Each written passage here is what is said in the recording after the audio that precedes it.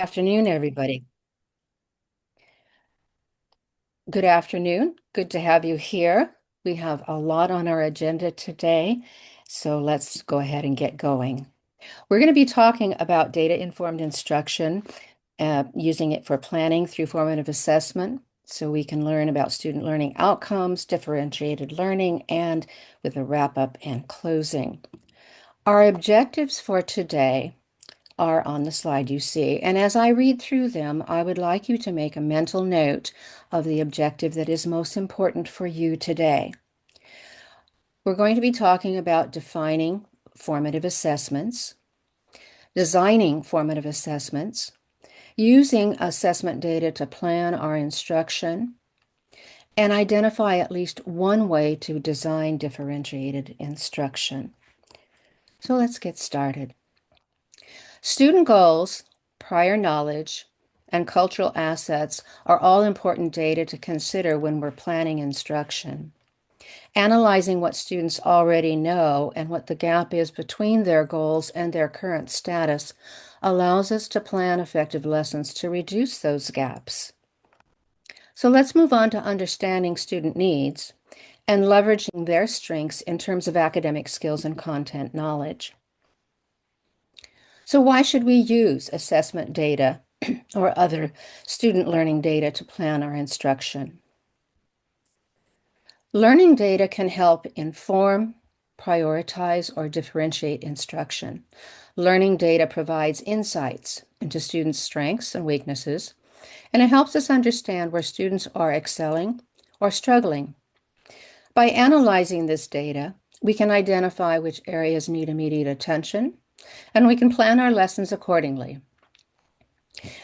Differentiation allows us to tailor our instruction to meet the varied needs of our students, offering more challenging material to advanced learners and perhaps additional support to those who need it. It allows us to reflect on our teaching and improve instruction. It allows us to evaluate the effectiveness of our teaching strategies and identify areas for improvement. By reflecting on the data, we can adjust our instructional methods, adapt new techniques, and enhance our overall teaching practice. Learning data helps us to provide timely feedback to improve performance because it allows us to give students immediate feedback on their performance, helping them understand their progress and areas for improvement. This timely feedback can motivate students to make necessary adjustments and improve their performance on their own as well. Learning data can help us create actionable next steps. Based on this data, we can develop specific targeted action plans to address students' needs. These plans might include additional practice, targeted interventions, or enrichment activities to support student growth. And finally, learning data helps us to provide support on a continuous basis. It fosters a culture of ongoing assessment and refinement, encouraging both teachers and students to develop growth mindsets and strive for continuous improvement. By regularly analyzing and acting on this data as teachers, we can ensure that our instructional practices evolve to meet the changing needs of our students. And we create a community of learners that fosters a lifelong learning process. So, what is a formal definition of formative assessment? Let's take a look at what the Council of Chief State School Officers say. Formative assessment is a process used by teachers and students during instruction that provides feedback to adjust ongoing teaching and learning to help students improve their achievement of intended instructional outcomes. They are designed to be integrated seamlessly into daily instruction. They're low stakes, informal, and ongoing assessments conducted during the learning process to guide instructional decisions. They help us gauge student understanding and provide immediate feedback that can be used to enhance learning. It's important to note that it is a tool for students to self-assess and monitor their progress as well. Our goal is to be able to design lessons with embedded formative assessment, use the data to adjust our instruction, support students in monitoring their progress, and provide feedback as well. So now it's your turn, okay? Take a look at the questions on the slide, and you'll notice we've got the little chat box icon there. Think about these questions and jot a response in the chat box if you would. Why is it important for adult learners to monitor their own progress? And how do you or your students use formative assessments to help them achieve their goals? If you could respond in the chat box.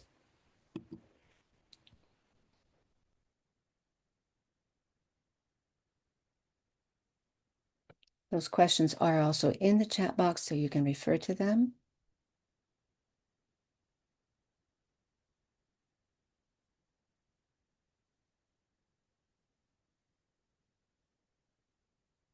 Yes, students can see their progress and stay motivated. It's wonderful being in the adult education world because, as we know, many of those students are very, very targeted in what they want to accomplish. Yeah, they balance education with work, family, and commitments. Yep. Good time investment. Well said. Pace their learning. Okay. Seeing measurable progress. Okay. Very good comments. Very insightful. Yes, as you have stated, adult learners tend to be more self-directed and appreciate the autonomy in their planning and evaluation of their own learning. Also, adult learners are more successful when they are intrinsically motivated, as we found. Monitoring and seeing their own progress is key to increasing their motivation and persistence, as you said.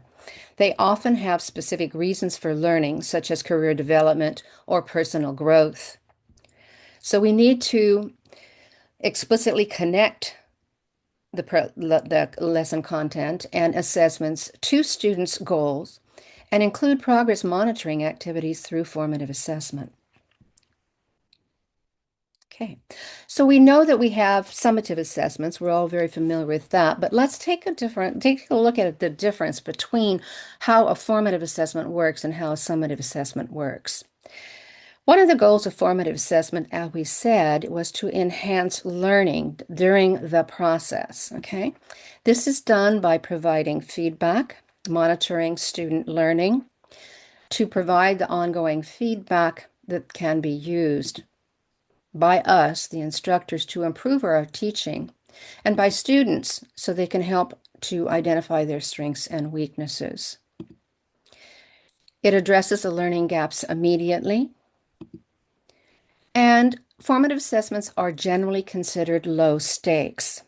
Okay, this gets students into the process of monitoring and looking at the work that they do as they go along as well. On the other hand, the goal of a summative assessment is to evaluate the learning, usually at the end of an instructional unit. And some examples would include a unit exam, a final project, or a paper. Maybe it's the EL Civics final assessment. Maybe it's level promotion to GED or the GED exam. And summative assessment, we want to be aware that it can be used formatively when students or teachers use it to guide their efforts and activities the next course or unit. After a summative assessment, you can have students determine what is going to be their goal for the next piece that they're going to be working on. So that's a good evaluation of the comparison there. Any comments or questions or clarifications needed at this point? Anybody? Yeah. I like the phrase. Yeah, okay. So Elio says, what gets measured gets managed. Students and teachers benefit from checking progress toward their goals. I like that. Yeah. What gets measured gets managed. Good thought. Good thought. Okay. This activity is a formative assessment, and I want you to take notice that on your slide you have a thumbs up and a thumbs down. And we're going to use the icons to answer these responses. As I read each of these examples, I want you to react with a thumbs up or a thumbs down. If you already use the assessment method listed, do a thumbs up. If you don't, do a thumbs down. And don't be concerned if you don't use some of these methods. Maybe you can make a note to uh, try one of these going forward with your next lesson. So quizzes or polls, short, simple tests that check for understanding. Do you use those already? Do you just do a thumbs up or a thumbs down? Okay, all right. We have several that do. Okay. I don't use those as much as other people do, but I need to. I need to improve that on my end, definitely. How about class discussions, listening to students talk about what they're learning? I use this quite a bit in my classrooms. Okay. Lots of thumbs up there, Elio. Am I saying your name correctly? Could you, so, Elio, thank you. I got that L. Okay, exit tickets. Do you use exit tickets? Those are fun because you capture the moment, and that often can lead you to, oh, I need to back up a little bit, or maybe I can jump ahead. How about observations? Okay, and watching what students are doing and how they're interacting with the material and each other. Um, as well as peer reviews, giving students giving feedback to each other. A well-managed peer review session can be really helpful. I just did this with my GED students, and they evaluated each other's essays, and they saw insights that wouldn't have normally seen without that. So that worked pretty well. Okay. So these assessments give us the clues about what students need help with and what they understand. Well, the important part is what you do with the data collected. Yes, peer reviews can be disastrous with uninformed peers. That's why you have to be really careful and have it very explicit as to how that is going to go. Okay. Yeah, definitely. That's a good point that you brought up. All right. So what are we going to do with the data we have collected? When developing formative assessments, it's important to align them with our learning objectives to ensure they accurately measure what we intend to teach. Using a variety of assessment methods keeps students engaged and provides a more comprehensive picture of their understanding. Students should be clear and concise. Assessments should be clear and concise, and the feedback we provide should be actionable, helping students understand how to improve. What learning outcomes are important for your students? Data sources for this question include what we have been discussing, such as student goals, motivations, prior knowledge, cultural backgrounds, adult education standards, labor market demands, employability skills, standardized assessments, curricular expectations, and other requirements. So how do you know each student has achieved each of these outcomes? And how do you respond when some students have difficulty achieving certain outcomes and others have already achieved them? Think about these questions for a moment, and if you could, jot down a couple of your answers. And you can either put them in the chat box or put notes for yourself for future use. Okay, I can absolutely slow down. Yes, that's when I always that's my continuing assessment. I always have to slow down a little bit because I get a little bit too fast. Thank you.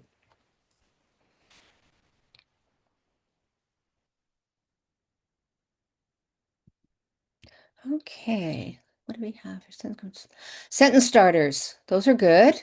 Yep. Okay, that's a good clue for the peer review. Keeps them on track. You're absolutely right. Okay. All right, you've had a chance to write down a couple of responses here. Reteach. Use different materials, employ a tutor. Yeah, lots of options there. Lots of options.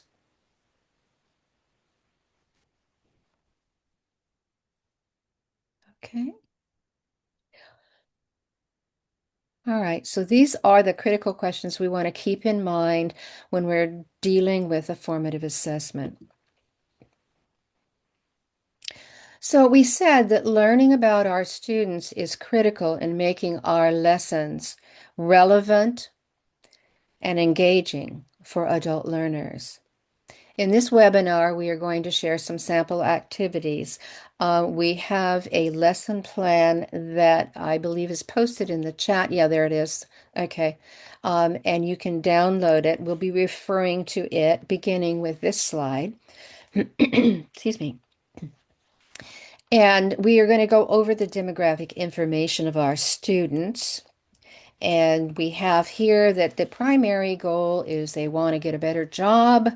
They want to be able to understand the news. And their interest and needs are that they need to be able to communicate with supervisors and colleagues and write and read emails and reports when they're at work. They also want to know what's going on in the community. Um, Perhaps this looks like your group of students. Does this resemble your classroom in any way? Okay.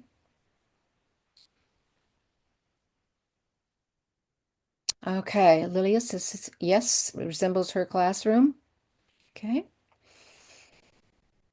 Yeah, we have in our adult community many of these uh, goals in mind. So the very first step to instructional planning is to identify a desired learning outcome. What knowledge or skill should learners gain? What will they be able to demonstrate? Starting with student learning outcomes, which is also referred to as SLOs, allows us to determine whether students are reaching the goals and objectives. It's important for student learning outcomes to be specific, measurable, and observable. You're probably familiar with SMART goals. Also, the outcomes should describe actions performed by the students, not us as the teachers. They should also be reasonable and attainable. So, why do you think these factors are important? Why should they be specific, measurable, observable, done by students, reasonable, and attainable?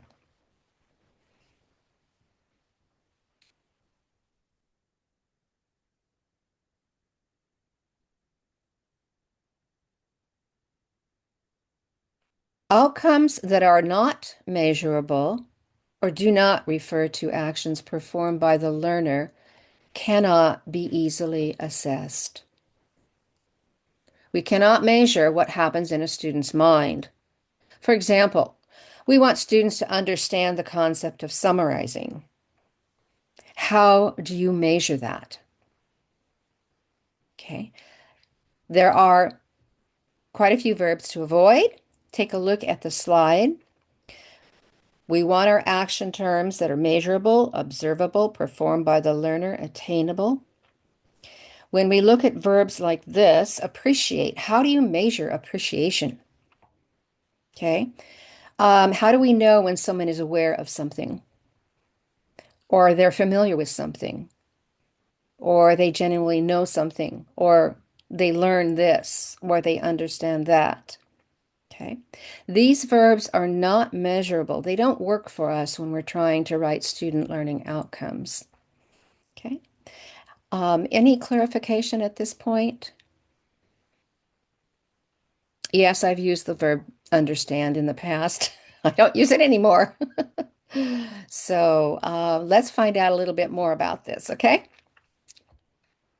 So I'm going to do a little checking on your understanding at this point with a formative assessment, a thumbs up and a thumbs down. All right, I'm going to read one slow at a time, and you're going to say thumbs up. Yes, it is measurable, attainable. No, it isn't in its present form. So thumbs up, thumbs down. The first slow is students will be prepared for the U.S. naturalization interview. Okay, so is that a measurable slow? Okay, I've got a thumbs down on that. Anybody else? Thumbs down. Okay, you're absolutely correct. As it stands, this is not measurable because we don't know enough pieces in order to understand whether the students are going to get to this goal. We can improve it. We could possibly change it and say something like, students will be able to orally produce responses to 10 questions in a role play of the U.S. naturalization interview with an 80% accuracy. All right, so we have changed this slow to specific number of questions. We've referenced the naturalization interview process. We have a degree of success, and we have a time element that Marari added by the end of the month, because that is when they will be doing their citizenship test. Okay, good job. All right, how about the second one? Students will appreciate fiction. Okay, I think I'm probably going to get massive, yes, thumbs down on this one, right? But we can improve it. We can change it. Okay. Students will be able to, oh, let me back up here. Given a level appropriate fictional passage, students will be able to define elements of fiction such as character, point of view, setting, plot, and theme, and apply them to the text. If we revise that, then would have a identify literary elements and themes as well. Excellent. Okay, so we could fix that, make it better. How about the third one? Students will know the medical terms and vocabulary. Okay. All right. So we're on a roll here with a thumbs down. Yeah. Yes, definitely. This is not a workable slow for us at all. We could, again, improve it by saying students will be able to identify at least 5 diagnostic terms for each body system and use them in sentences. That would be one way to fix it. All right, how about this one? Students will be able to respond to doctors and nurses to describe health problems using basic vocabulary and sentences. What do you think there?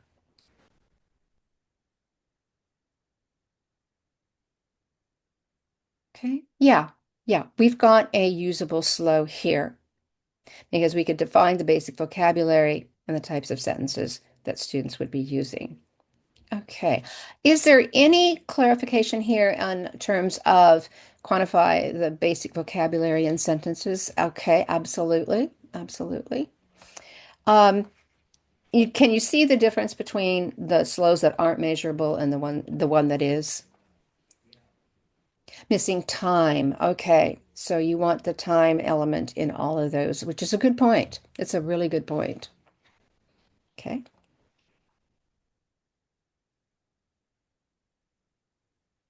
Okay. So we have an idea of what writing measurable slows looks like. So let's get back to our ABE summary lesson, page 1, and the standards. You have the program area, subject area, and you have a standard listed there. Um, After reviewing student goals, interests, and needs, I decided to work on a reading informational text activity, finding a central idea and summarizing during this learning period. These skills align with students' need to read and write work reports and to read local news. These skills are also necessary for passing the GED exams or obtaining a high school diploma. Reading through the CCR standards, I selected Anchor 2 for our level.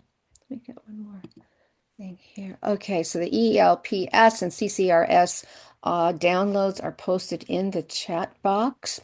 The ELPS, the English Language Proficiency Standards, and the College and Career Readiness Standards are connected. The difference is the level that they're dealing with. The CCRS, College and Career Readiness Standards, if you don't know, are the standards that are adapted for adult education, and they work really well. We'll be offering a course on this next spring if you want to get into these more deeply. But this is where we pull our standards from for the reading, for the writing, for speaking and listening, and also language skills. So this comes from reading. Okay. When you have specific standards you're working on, it's helpful to unpack the standard to recognize the essential skills and concepts.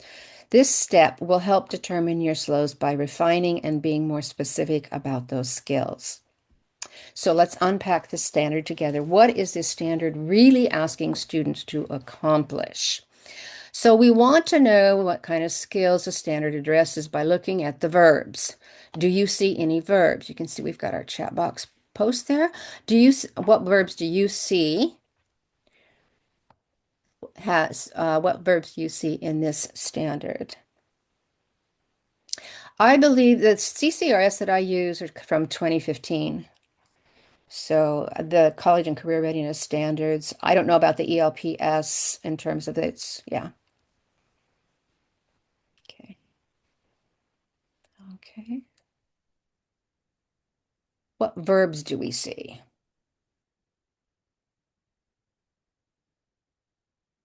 Yes, determine and provide.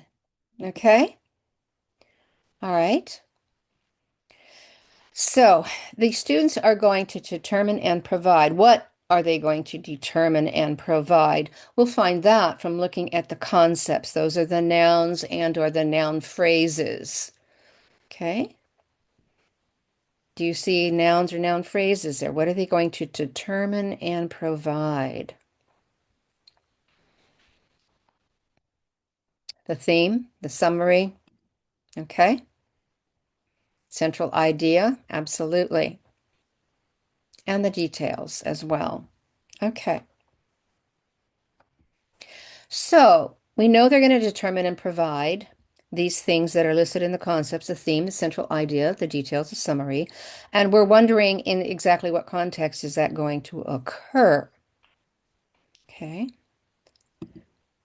They're going to be doing that in a text. And there's a qualification there too that in that text they are going to stay away from citing their own opinion or judgment. You want the students to produce an objective uh, summary.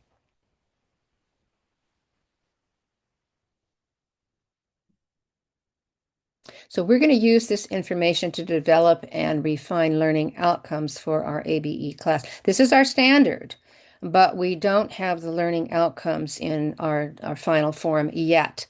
But this gives us a good idea of what skills a student is going to be using to determine what things in what context. So let's look at student learning outcomes in relationship to the objective. Okay, so based on the students' goals in our curriculum, I chose these outcomes to work on for the next couple of weeks. Students are going to work on determining a theme or central idea of a text and determining how the central idea is conveyed through the details. They will also be working on providing a summary without personal opinion or judgment. Let's make this a little more specific, measurable, and attainable. The slow narrows down the context by specifying the complexity level as well as the type of the text, making the slow more specific and attainable. How about the second slow?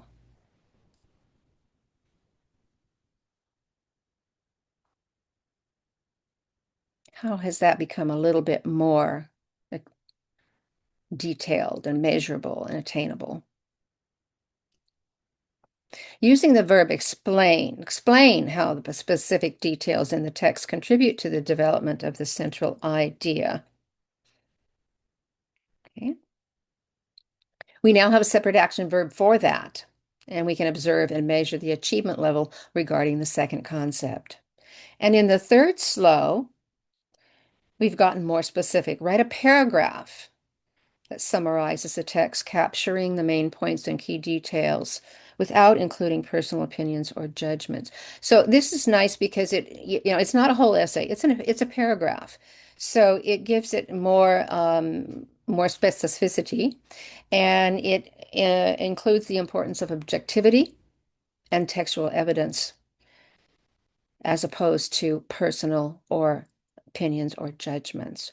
So we don't have it here, but on a thumbs up, thumbs down, do we have a good set of slows here? Student learning outcomes. Do these look good to you? Thumbs up, thumbs down.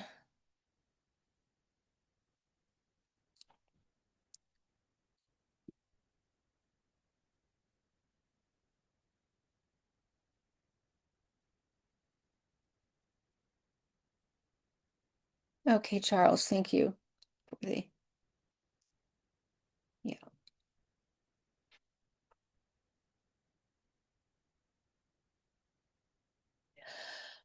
All right, so let's go back to this for 1 second there. Okay, any additional comments on the slows?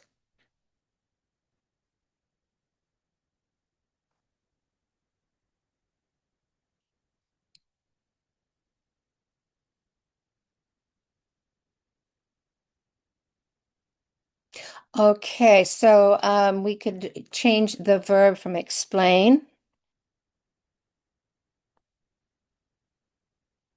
What what uh what verb would you use?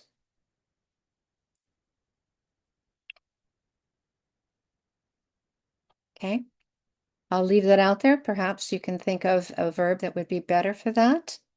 Tell, how specific details might work. Okay. So, in the interest of time, I am going to go ahead and move ahead. We're going to be talking about the evidence of learning as okay. So to get our baseline data, I decided to include a formative assessment activity in the very first lesson. So I'm going to ask the students, after reading a short news report, students will discuss the article in small groups to identify the main idea and a few key details.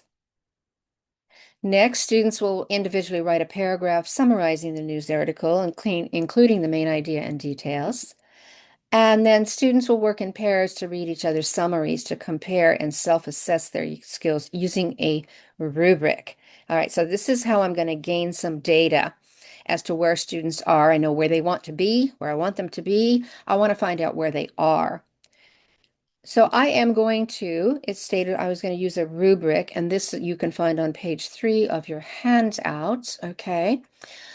Um, I'm going to supply this to the students because then they will know what we are targeting for this particular lesson. You have your skills on the left side here. You have your proficiency levels, and then within each block, you have the specific things that you're looking for in each of those categories.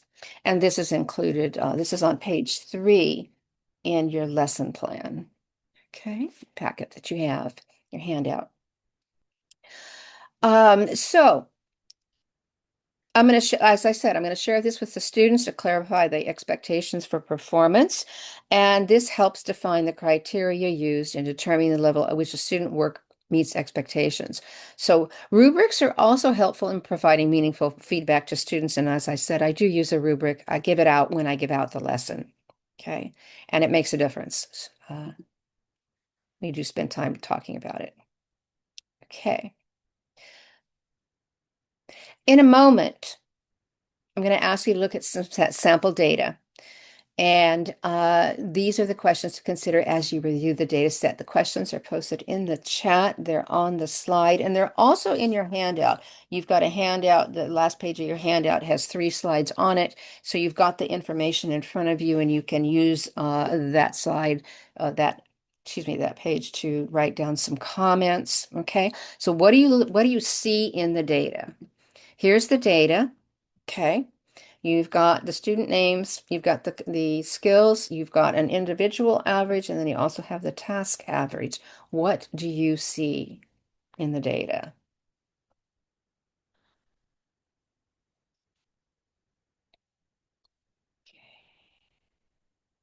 I'll let Adria address the question about PowerPoint presentation. I'm not, I'll let her address that. Okay.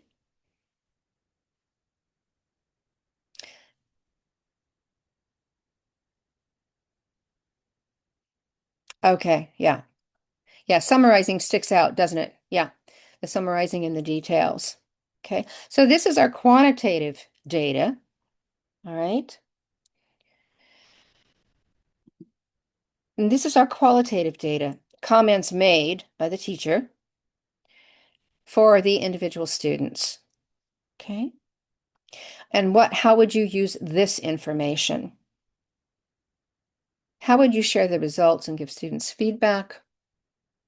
What is one instructional step you would take to address the learning gap? What strategies can you use to help students leverage the strengths and address the areas of challenge based on the assessment? So between our qualitative and quantitative data, what can we come up with?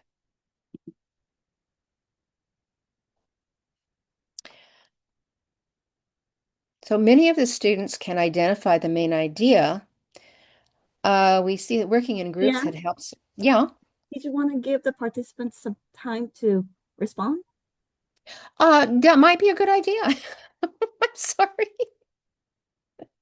Yes, please do.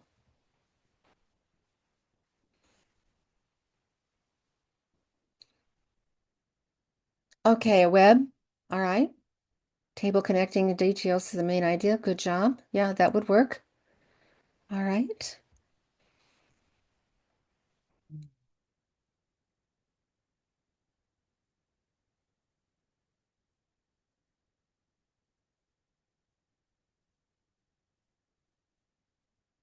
Yeah, okay. They seem to have main idea. They can bridge to the details and then to the summary. Okay.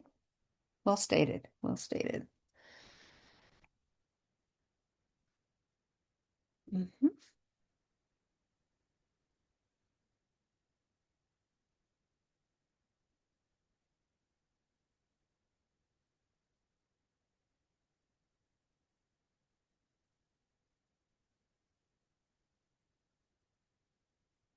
Okay, so Anthony,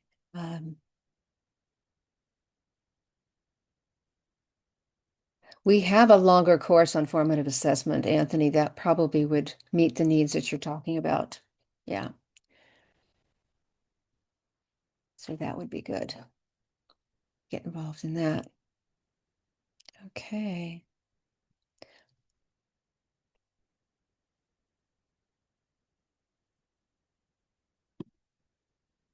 Okay. Because I have this data, I can share this. Okay.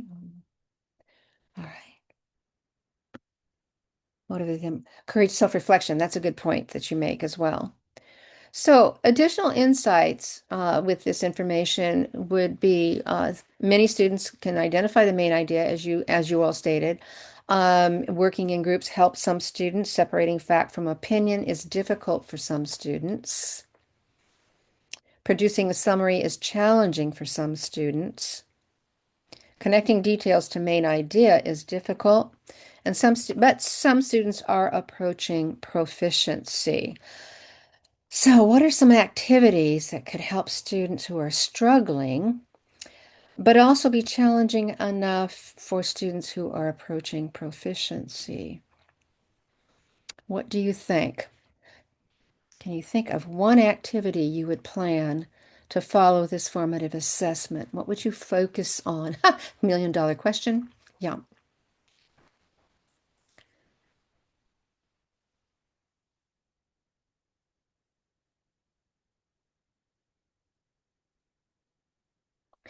Okay, Sarah. If you think of formative assessment As ongoing evaluation while learning is happening.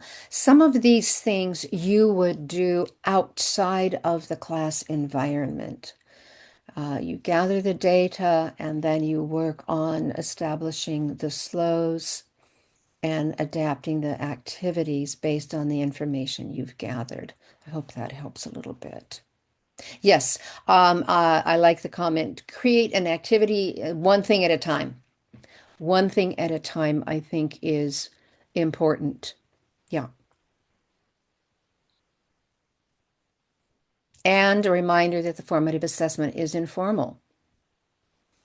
You know, it's as you're going through the lesson. Okay. All right. So, um, at the risk of adding more on your plate here, um, one way that you can approach some of these varied needs is through differentiated instruction, which provides various learning pathways so that all students have the opportunity to meet their goals and high expectations.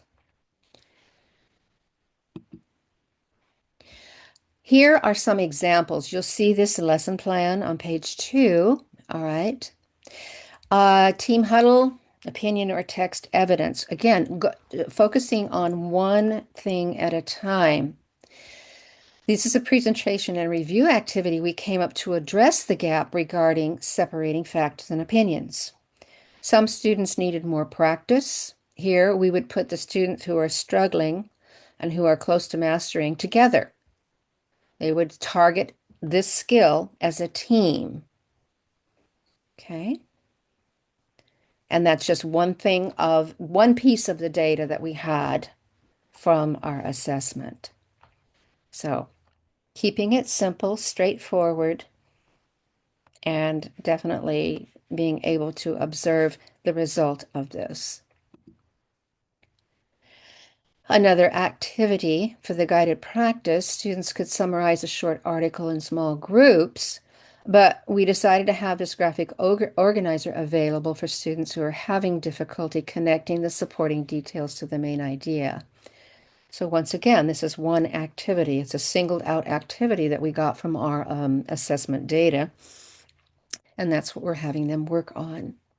And it's optional. If you have a mixed group, if you have students of mixed abilities, then some may choose to use the graphic organizers, some may not. I do this in my GED class, and it works very well because people organize differently. And this is really beneficial for those that have trouble putting this together, this particular skill. Okay. And then to create the summary, we have the sentence frame guided practice. Yeah. Okay. Lots of examples, rapid fire, instant feedback. Yeah, I think that does work. I've used that in my GED class because my students are working on writing for the GED, and that's a challenge these days to get the level of writing that we want for the GED purpose.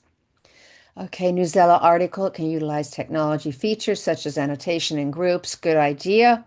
Allow students to focus on main idea and primary support. Then I would provide scaffolding details for those students who need support transitioning. Excellent idea. Thank you, Charles, for sharing that. Okay.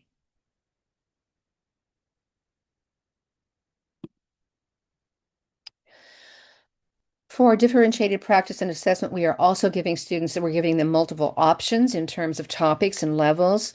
We are also incorporating collaboration. So they could choose one of the articles with the appropriate level. Students reading the same topic can work together and follow the steps. Students who read different topics could work together and share their summaries with each other and give and receive feedback. So that's another option, which is included in your lesson plan handout. We also are giving them choices in terms of modality and format of expression, whether they're due a written report, video or voice recording, slide presentation, and whether they're going to work collaboratively or individually. So giving them some options in this. production and publishing of their results.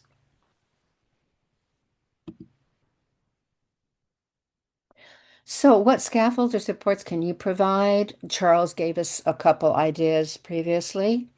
We want to be able to help all students access the curriculum. How can you vary the content, process, and product to meet the varied learner needs? This is one of the biggest challenges that's out there. Okay. Okay, Charles brought up task differentiation with the scaffolding, providing multiple differentiated writing prompts, use of graphic organizers, sentence frames, listening assignments, different sets of questions. Okay. All right. Yeah, multimodality.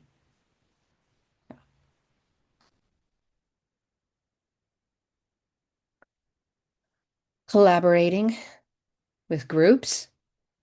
Okay. They could collaborate on a project in a mixed ability group, and they would take on different roles. You could have students working in like ability groups to focus on developing targeted skills. You could introduce personalized learning. Students choose their own articles to read from and create projects based on their interest. And students could choose a topic for research project and decide how to present their findings, whether, like we said, through a report, a video, or a model. So it sounds like a lot, but I think that when you start with assessment data that you have and you know the skills that you want to target, I think it falls into place more easily and more logically than you might think through this brief introduction to it. And learning about the differentiated learning, um, we do this anyway. If you stop and think about it, uh, all you're doing with this process is to then put purpose to what you probably have already been doing in your classrooms to some degree. Okay. All right. So we are going to look at a quick virtual fist to five. Okay. Um, Fist to five activity, you might be aware of it already. You use your hand to indicate where you are with the skill that has been presented to you. And you use the fist to indicate that you don't understand what's going on. And five fingers is you're on it and you can do it tomorrow. I'm going to show you we're going to have a poll that pops up in just a second. But let me show you the categories first, and then we'll move to the poll that Maria will put up for us. So the fist is, I have no clue what's going on, basically. One, which is indicated as a zero on your poll. Okay. The one is, I understand, the first one is, I understand what formative assessment is and how it differs from summative assessment. We discussed the differences between the two. I know how to create an effective formative assessment that aligns with my learning objectives. I can use formative assessment data to adjust my teaching strategies. I feel confident in providing timely and actionable feedback based on these formative assessments, and I involve students in the formative assessment process to encourage self-reflection and ownership of their learning. Okay, so fist to five. Does anybody have any questions about how to do this? The poll will come up and you'll select your response. Okay, I think we're ready for the poll, Maria. There we have it.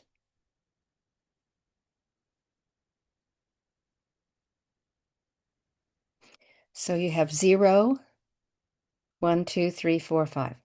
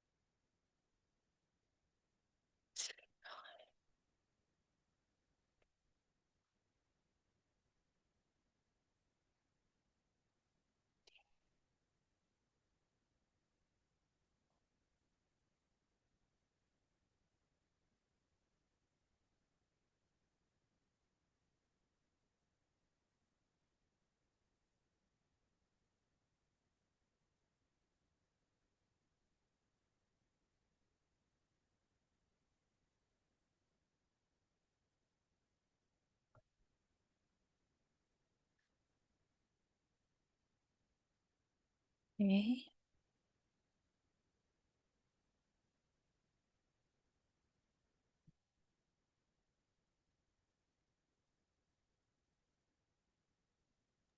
Okay, we'll keep the poll going. 19 out of 23 responses.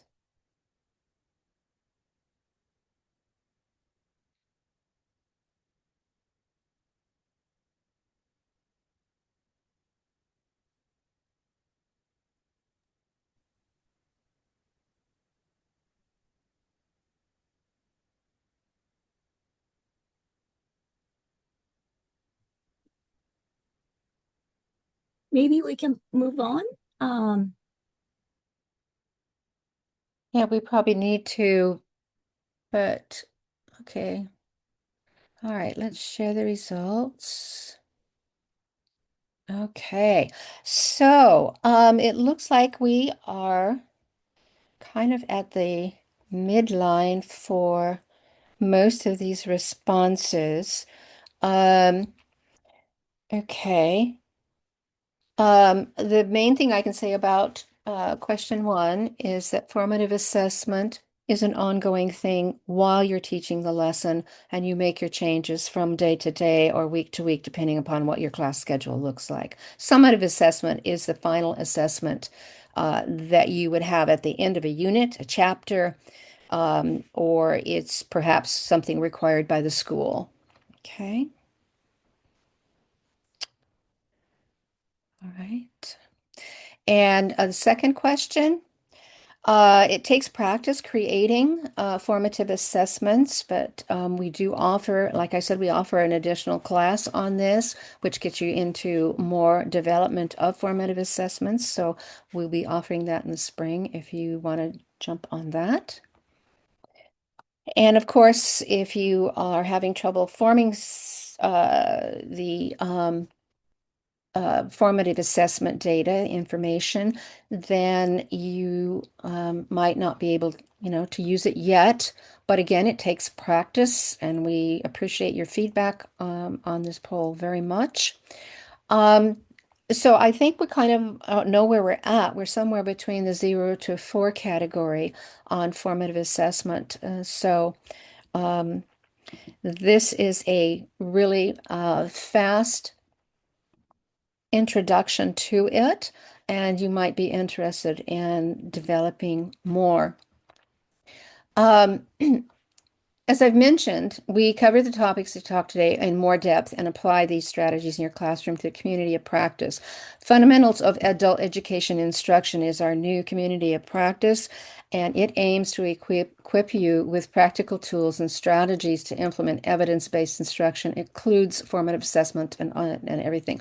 So it deals with andragogy and asset-based approaches, which deals with the formative assessment process, data-informed instruction, using that data to then plan your lessons using the backward design process, and focusing on learner-centered instruction. This particular course runs about 6 weeks. It's blended learning with some asynchronous work online in Moodle and 2 3-hour in-person sessions, either at your agency or consortium member site. But be advised, we can also adjust the focus modality duration based on the schedule at your agency and what your teacher's needs and availability are. So please reach out to CalPro if you and your colleagues are interested in bringing this training to your school or consortium. And I would like to offer, do we have a need for clarification? Um, if we want to hang around for another hour, we can go through some more formative assessment stuff. Um, so I hope you at least got an introduction to this and that you will be interested to pursue gaining more information and knowledge about this process. So we covered a ton of information today. Um, so here are our objectives again. I would like you to comment on, did you get what you came for? Did it meet your expectations, your objective? Which one did you select? Did you get more information on that, whether it was defining what formative assessment is, designing it, using the data, or how to use differentiated instruction. Okay.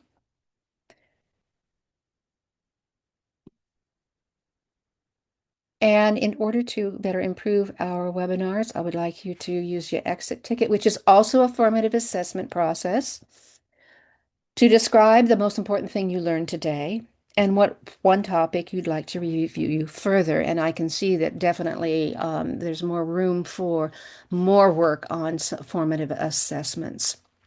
And so that will impact what we do going forward. I'd like to thank you all for being here today.